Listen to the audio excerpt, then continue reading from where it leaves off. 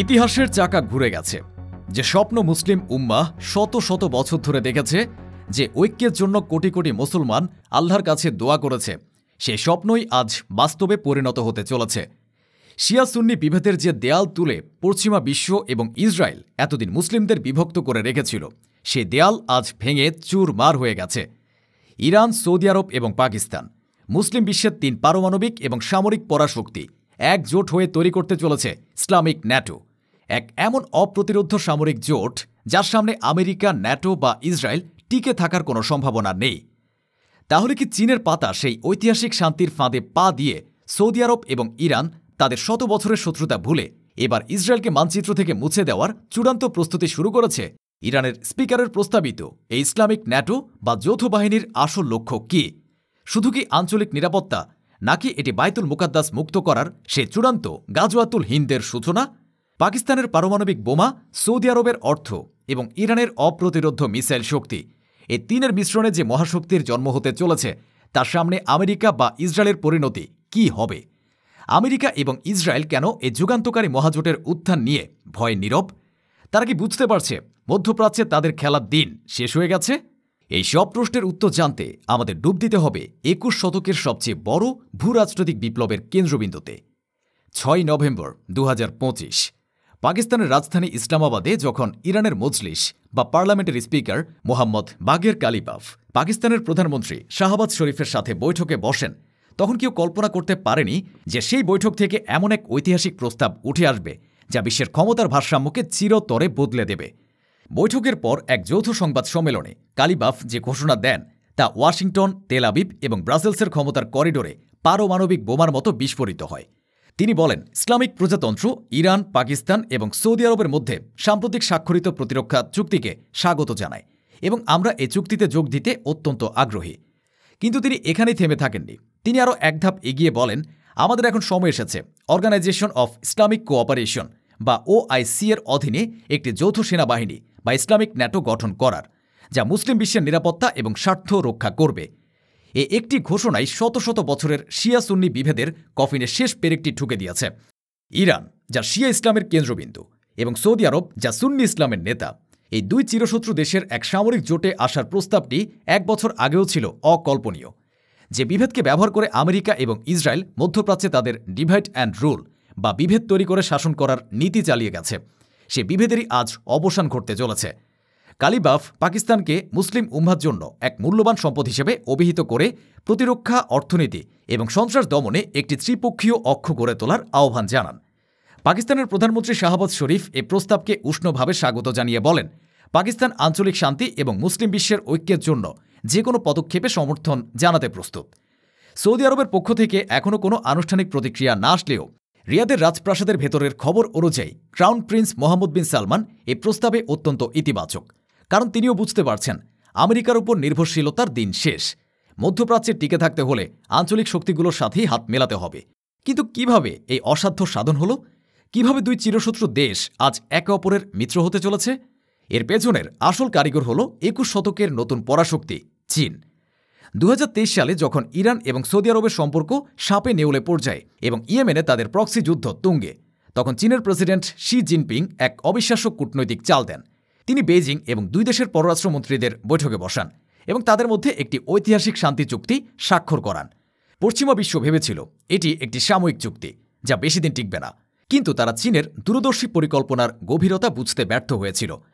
চীনের লক্ষ্য শুধু 2টি দেশের মধ্যে শান্তি স্থাপন ছিল না, তাদের আসল লক্ষ্য ছিল মধ্যপ্রাচ্য থেকে আমেরিকান প্রভাবকে চিরতরে মুছে ফেলা এবং এ অঞ্চলকে একটি বেল্ট অ্যান্ড রোড ইনিশিয়েটিভের একটি গুরুত্বপূর্ণ অংশে পরিণত করা। চীন বুঝতে পেরেছিল মধ্যপ্রাচ্যে স্থায়ী শান্তি এবং স্থিতিশীলতা প্রতিষ্ঠা করতে হলে এ অঞ্চলের প্রধান 2 শক্তি ইরান এবং সৌদি আরবকে এক টেবিলে আনতেই হবে, আর তাদের সেই শান্তির কূটনীতি আজ ইসলামিক ন্যাটো গঠনের পথ প্রশস্ত করে দিয়েছে। চীন অত্যন্ত সুকৌশলে আমেরিকা এবং ইসরায়েলের পাতা বিভেদের ফাঁদ থেকে মুসলিম বিশ্বকে বের করে এনে ঐক্যের পথে চালিত করেছে। ইরানের স্পিকারের প্রস্তাবিত এই ইসলামিক ন্যাটো যদি বাস্তবে রূপ নেয়, তবে এটি হবে বিশ্বের সবচেয়ে ভয়ঙ্কর সামরিক জোটগুলোর একটি। এর সম্মিলিত শক্তি ন্যাটো বা আমেরিকার জন্যও এক দুঃস্বপ্নে পরিণত হবে। আসুন দেখে নেওয়া যাক এই মহাজোটের শক্তির একটি ঝলক। ইরান, এ জোটের মিসাইল এবং ড্রোন শক্তির কেন্দ্রবিন্দু।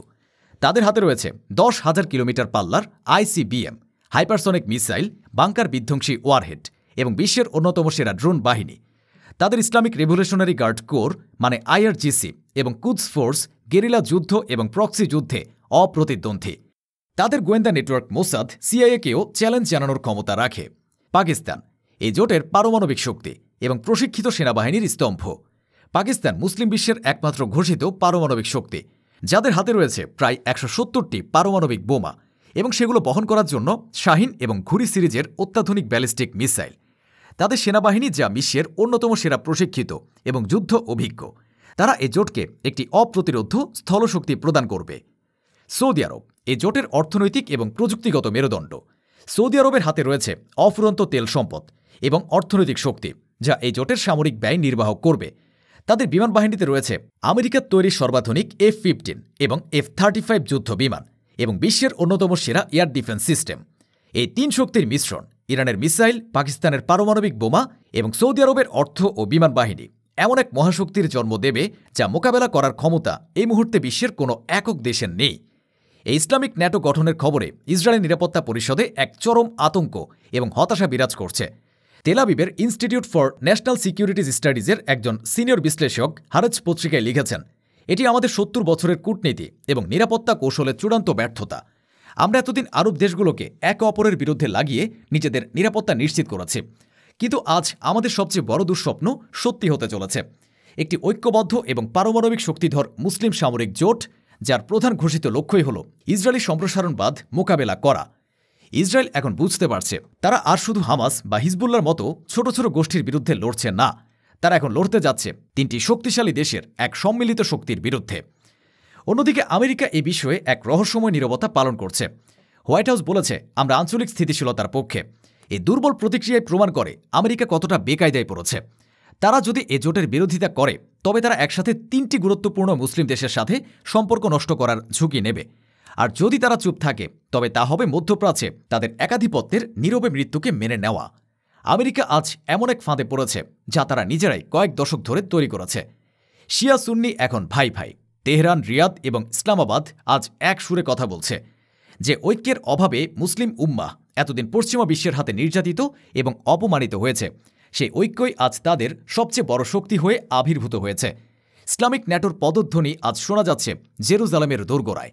এটি আর কোনো স্বপ্ন নয়, এটি এক আসন্ন বাস্তবতা। ইসরায়েল এবং তার পশ্চিমা প্রভুরা হয়তো এখনও জানে না মধ্যপ্রাচ্যে তাদের খেলার দিন শেষ হয়ে গেছে, তাদের পতনের কাউন্টডাউন শুরু হয়ে গেছে।